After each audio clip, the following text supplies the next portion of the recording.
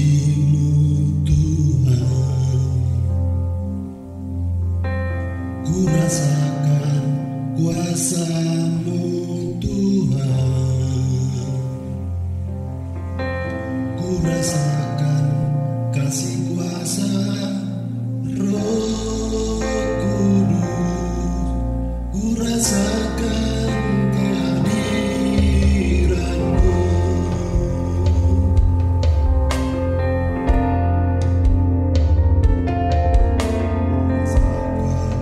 Kasih-Mu Tuhan,